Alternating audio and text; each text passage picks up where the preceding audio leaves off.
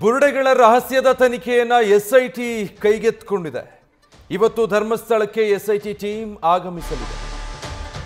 ಶವ ಹುತ್ತಿಟ್ಟ ಜಾಗದಲ್ಲಿ ಸಾಕ್ಷಿ ಸಂಗ್ರಹಕ್ಕೆ ಎಸ್ಐಟಿ ಟೀಮ್ ಮುಂದಾಗಿದೆ.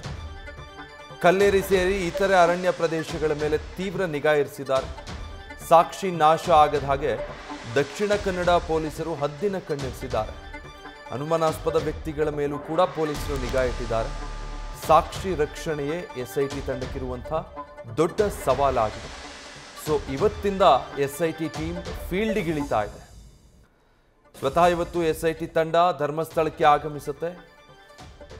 ಈ ವ್ಯಕ್ತಿ ದೂರಿನಲ್ಲಿ ಹೇಳಿಕೊಂಡಿದ್ದ ಹಾಗೆ ಒಂದು ಪ್ರಕರಣ ಏನಿದೆ, ಕಲ್ಲೇರಿಯ ಆ ಕಾಡಿನ ವ್ಯಾಪ್ತಿಯಲ್ಲಿ ಬಾಲಕಿಯ ಶವ ಹೂತಿಟ್ಟಿದ್ದು, ಅದಕ್ಕೆ ಸಂಬಂಧಪಟ್ಟ ಹಾಗೆ ಸಾಕ್ಷಿ ಸಂಗ್ರಹ, ಸಾಕ್ಷಿ ರಕ್ಷಣೆಗೆ ಮುಂದಾಗ್ತಾರೆ. ಡೀಟೇಲ್ಸ್ ಕೊಡ್ತಾರೆ ನಮ್ಮ ಮಂಗಳೂರಿನ ಪ್ರತಿನಿಧಿ ಕಿರಣ್. ಲೈವ್ ನಲ್ಲಿ ಜಾಯ್ನ್ ಆಗ್ತಾ ಇದ್ದಾರೆ. ಕಿರಣ್, ಇವತ್ತಿಂದ ಎಸ್ಐಟಿ ಟೀಮ್ ಫೀಲ್ಡ್ಗಿಳಿತಾ ಇದೆ. ಹೇಗಿರುತ್ತೆ ಇವತ್ತಿನ ಕಾರ್ಯಾಚರಣೆ?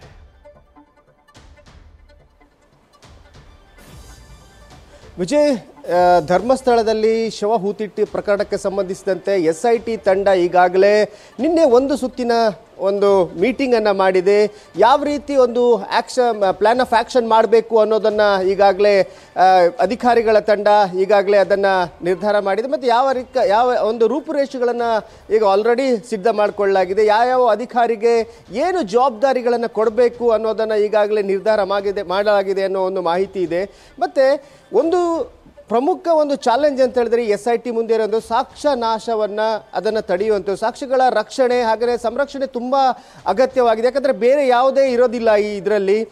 ಪೇಪರ್ ವರ್ಕ್ಸ್ ಬಿಟ್ಟರೆ ಬೇರೆ ಸಾಕ್ಷಿಗಳನ್ನು ರಕ್ಷಣೆ ಮಾಡುವಂಥದ್ದು. ಯಾಕಂದರೆ ಈಗಾಗಲೇ ದೂರುದಾರ ಯಾವುದೆಲ್ಲ ಒಂದು ಹೆಸರುಗಳನ್ನು ಸೂಚಿಸಿದ್ದಾರೆ, ಒಂದು ಕಲ್ಲೇರಿ ಇರ್ಬೋದು, ಮತ್ತು ಇತರ ಯಾವ ಭಾಗದಲ್ಲಿ ಆತ ಈಗಾಗಲೇ ಶವಗಳನ್ನು ಹೂತಿಟ್ಟಿದ್ದೇನೆ ಅಂದಿದ್ದಾನೆ, ಆ ಒಂದು ಪ್ರದೇಶಗಳನ್ನು ಕಾರ್ಡನ್ ಮಾಡಬೇಕಾಗಿರುತ್ತೆ.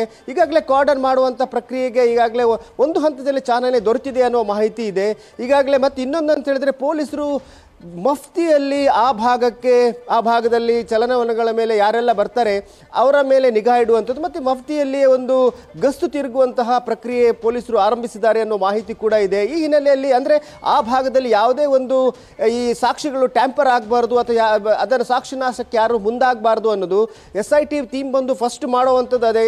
ಈ ದೂರುದಾರನ ಹೇಳಿರುವಂತಹ ಪ್ರದೇಶಗಳಿಗೆ ಭೇಟಿ ನೀಡಿ ಅಲ್ಲಿ ಇರುವಂತಹ ಪ್ರದೇಶವನ್ನು ಕಾರ್ಡನ್ ಮಾಡುವಂಥದ್ದು, ಅಲ್ಲಿ ಜನರ ಓಡಾಟವನ್ನು ನಿರ್ಬಂಧ ಮಾಡುವಂಥದ್ದು, ಹಾಗೆಯೇ ಅಲ್ಲಿರುವಂಥ ಸಾಕ್ಷಿಗಳು ನಾಶ ಆಗದಂತೆ ಅದನ್ನು ಕಾಪಾಡಿಕೊಳ್ಳುವುದೇ ಒಂದು ಪ್ರಮುಖ ಚಾಲೆಂಜ್ ಆಗಿರುತ್ತೆ. ಅದನ್ನು ಮೊದಲು ಮಾಡ್ತಾರೆ. ಈ ಹಿನ್ನೆಲೆಯಲ್ಲಿ ಪೊಲೀಸರು ಈಗಾಗಲೇ ಆ ನಿಟ್ಟಿನಲ್ಲಿ ಕಾರ್ಯಪ್ರವೃತ್ತರಾಗಿದ್ದಾರೆ. ಹಾಗೆಯೇ ಇನ್ನೇನು ಇವತ್ತು ಸಂಜೆ ಅಥವಾ ನಾಳೆ ಒಳಗಡೆ ಎಸ್ಐಟಿ ಟೀಮ್ ಮಂಗಳೂರಿಗೆ ಬಂದು ಧರ್ಮಸ್ಥಳಕ್ಕೆ ಭೇಟಿ ನೀಡುವಂತಹ ಎಲ್ಲ ಸಾಧ್ಯತೆಗಳಿದ್ದಾವೆ. Vijay, okay, thank you Kiran. News first, ನಿರ್ಭೀತಿಯಿಂದ ನಿಮ್ಮ ಪರವಾಗಿ.